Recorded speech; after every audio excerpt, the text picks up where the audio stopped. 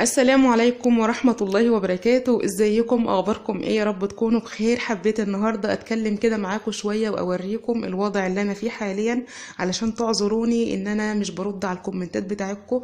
انا والله بقرا كومنت بس ما فيش وقت خالص ان انا افضل اكتب وارد على كل التعليقات.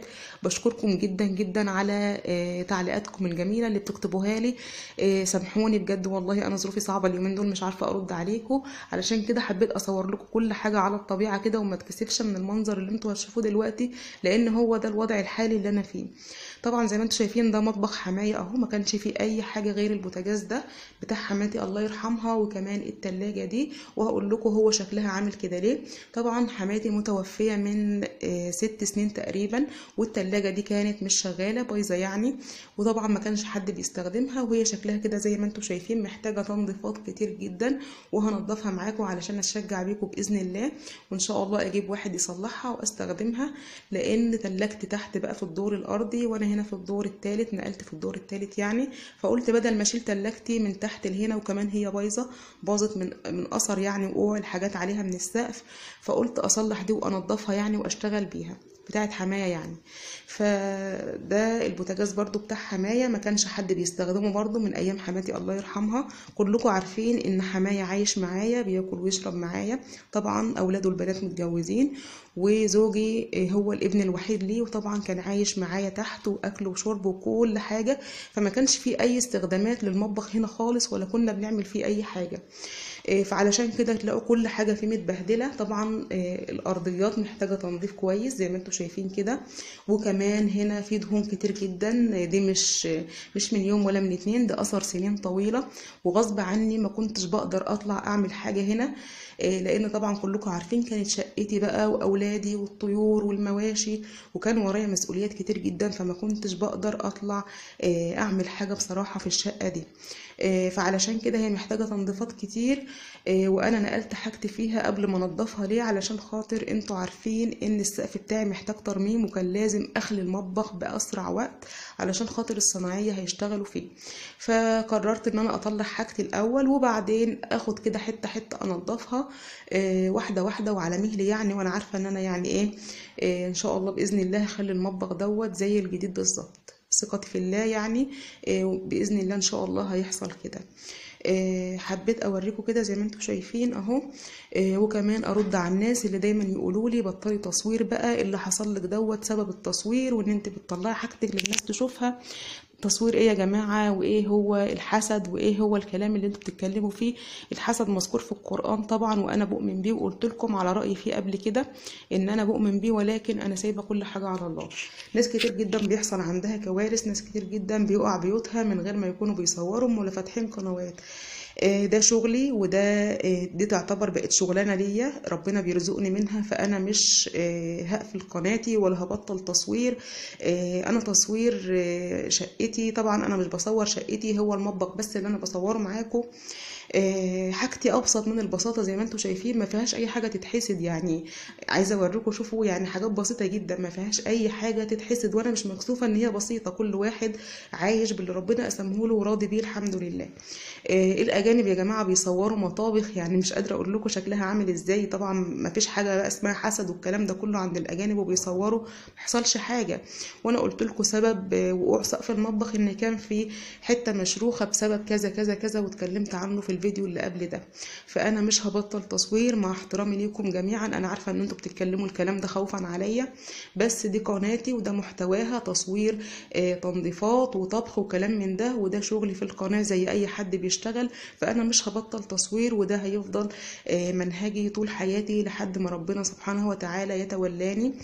هفضل اصور على طول. مش عايزه بس ادوشكم بالموضوع ده، حابه كده ادخل في الموضوع على طول اللي انا جايه اصور لكم الفيديو عنه واوريكم انا عملت ايه.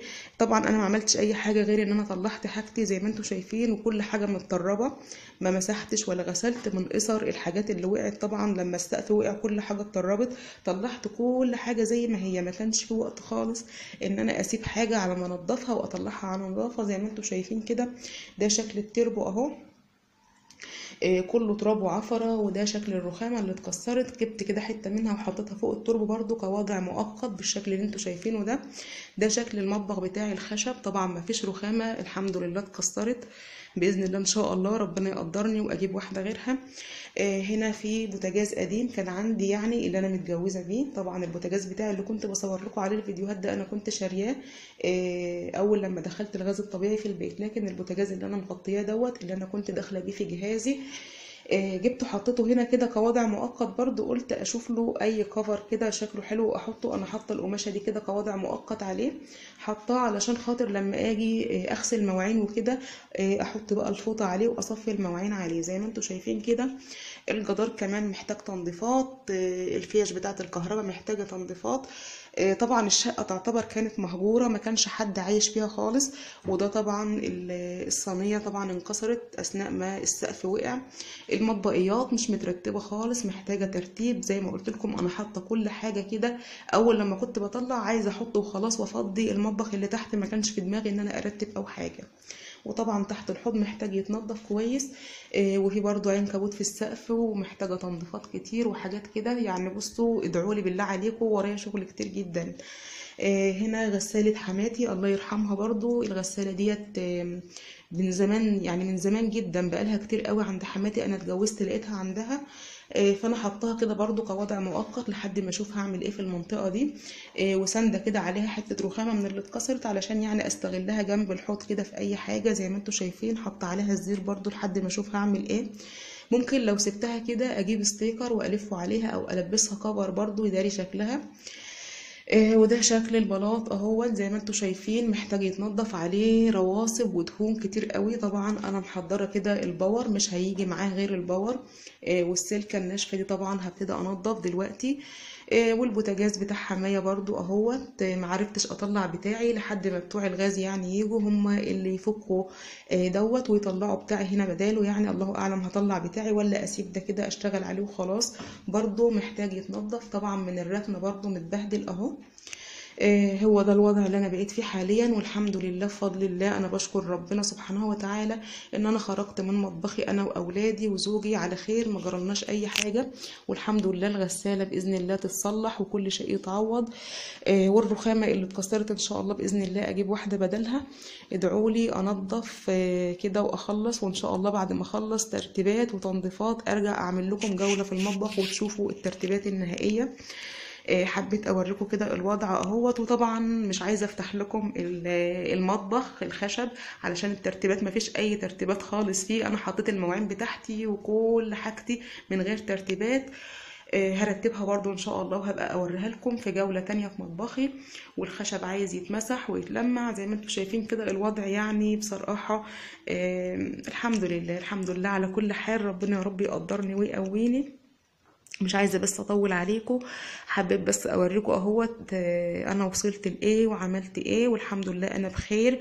اطمنوا عليا. وبرضو بتاسف لكم كمان في اخر الفيديو كمان مره ان انا مش قادره ارد على التعليقات. زي ما انتم شايفين اهوت يا جماعه، والله مشغوله جدا، محتاجه يعني كل الناس اللي بتعلق لي دي تيجي تساعدني هنا في التنظيفات. يعني انا بهزر معاكم طبعا.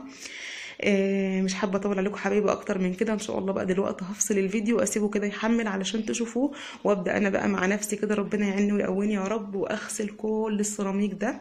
طبعا هبتدي بالسيراميك زي ما انتم شايفين كده، وهنزل الشباك دوت اشيله علشان اغسله برضو. وبعدين بقى ابتدي كده في بقيه التنظيفات واحده واحده مع نفسي ان شاء الله باذن الله. وبعد كده ان شاء الله ابقى اوريكم انا عملت ايه، كل مرحله هنضفها ان شاء الله هوريها لكم. بس علشان خاطر التصوير بياخد وقت، فانا هفصل الفيديو ان شاء الله واصور وانضف كده مع نفسي ان شاء الله. هو ده كان فيديو النهارده اهوت. اتمنى يكون فيديو خفيف وما كنتش شايلتكم همي. انا بس حابه تعيشوا معايا لحظه بلحظه، وحبيت اوضح كده بعض الامور اللي انا اتكلمت معاكم فيها في الفيديو. ان شاء الله باذن الله حبايبي اشوفكم في فيديو جديد، والسلام عليكم ورحمه الله وبركاته.